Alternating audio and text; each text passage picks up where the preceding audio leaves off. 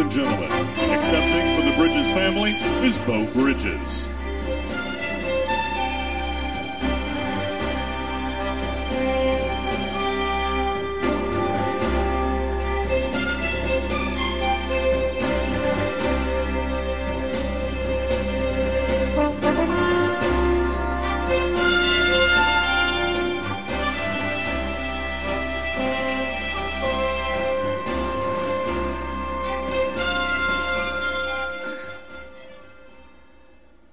Thank you. In my family, the first one to go to sea was my grandpa on my mom's side, a tough little Englishman named Frederick Simpson. As his first grandchild, I couldn't say grandpa, and all I could say was Packa. So that was his name, Pack, to all of us. His dad was a blacksmith. They were a poor family, 11 siblings. At the age of 11, he would sit on the dock in Liverpool waiting for the clipper ships to come in. And he would dream of adventures in far-off lands, and his wanderlust became too much. So one of these clipper ships, he jumped a ship and stowed away, hid out. They got too far out at sea, and they couldn't bring him back, and he went around the world 7 times.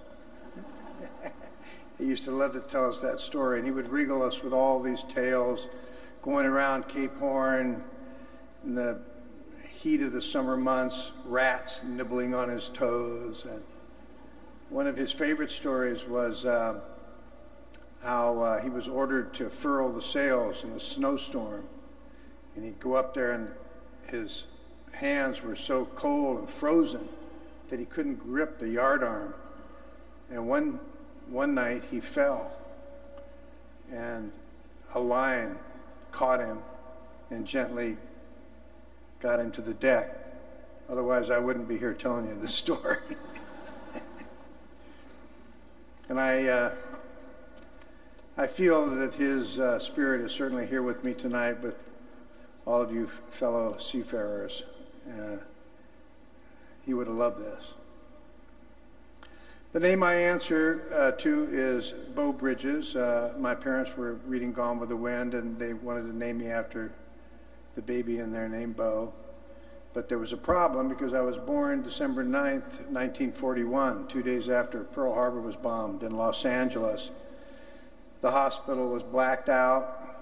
I was born by candlelight, kind of romantic.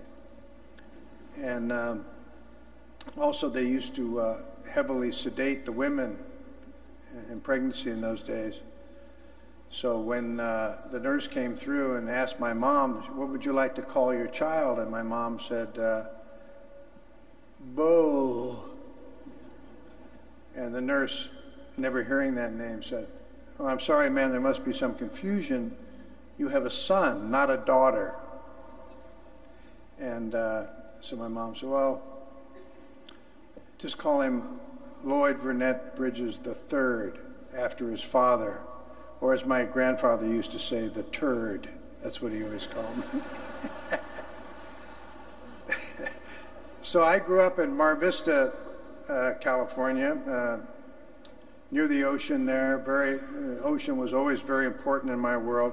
My dad was also an actor. He loved the sea, and when his show Sea Hunt became popular, he enjoyed the celebrity that was attached to introducing the underwater world to the rest of the world. He and Jacques Cousteau kind of came along at the same time. And involved in that show were Coast Guard personnel that were involved as advisories. And so there began a relationship, and the Coast Guard acknowledged my father's participation by giving him an honorary commission as a Commodore in the Coast Guard. And then I was 17 in high school when Kennedy put up the blockade in Cuba. And basically, I think the whole country at that time thought we were going to go to war. And my dad said, you know, maybe you should enlist and pick your service. So I picked the Coast Guard and enlisted at 18. My boot camp was in Alameda, California, Lima 28. And then my brother Jeff followed me 8 years later.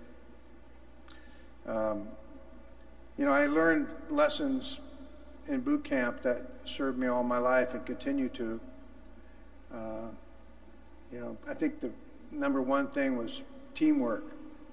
I think that's true about whatever endeavor you enter in your life, and certainly in military service. You know, you're training to go to war. You got to watch each other's back, and you know, that has served me well in my career as an actor. I mean, making movies is you know, it's a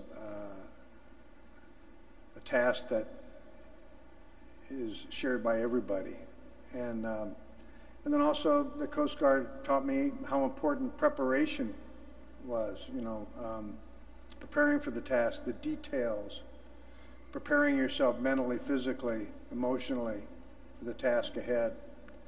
And then the word I remember so clearly was respect. My company commander taught me about that, you know, respect for yourself, for your mates, and for the task ahead. And I've stayed in touch with many of my mates through the years.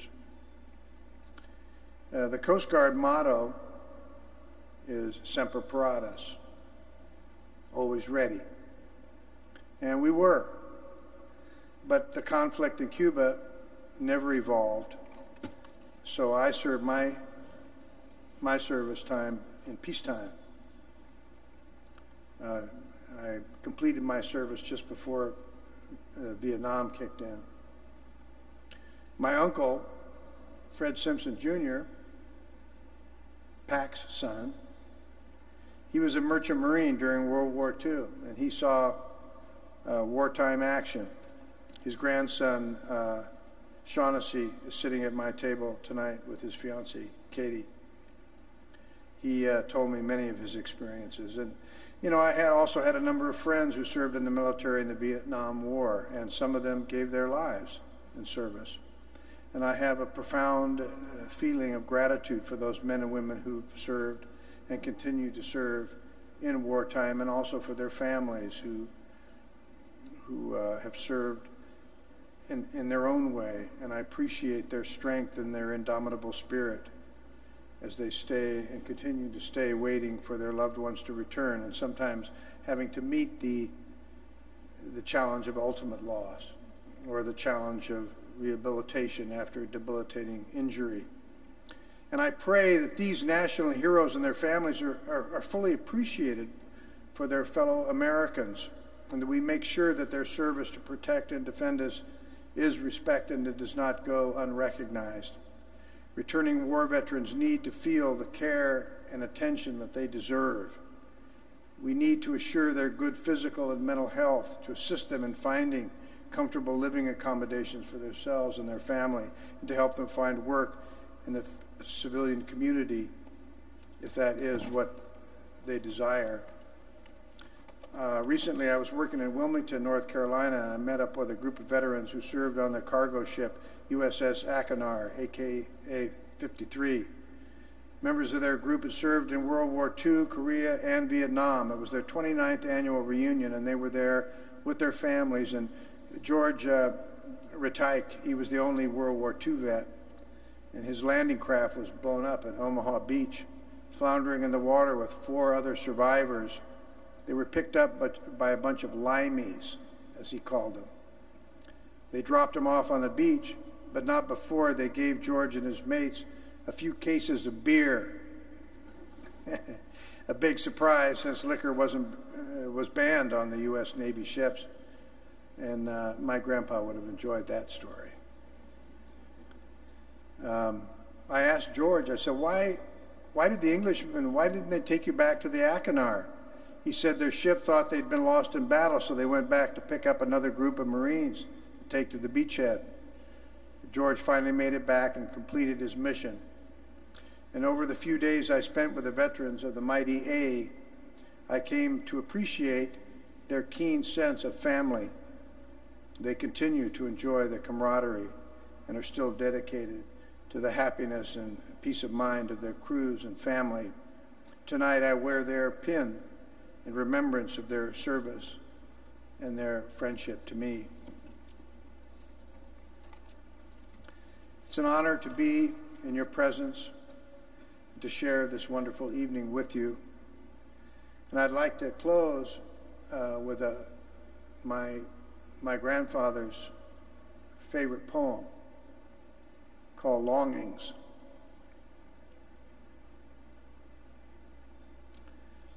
Once more to sail around the Horn and see again Diego Ramirez, to feel the breeze at break of dawn blowing from bergs that roll in choppy seas, to hear the call, all hands on deck, tumbling from bunks and fighting with a gale, the shrieking wind, thoughts of a wreck as high aloft we go to shorten sail, a wheel to steer her full and by with billowed sails just lifting at the clew, watch suntanned sailors sway on high on royal yardarms above the blue, knowing the joy of homeward bound, and watch the reeling knots that lead to home, hear trade winds hum, a pleasant sound that drives our ship across the foam. And when I put across the bar, dear Lord, give me a breeze, starry sky, a full-rigged ship to take me far away, with sails all set to full and by. Peace back. Go Coast Guard.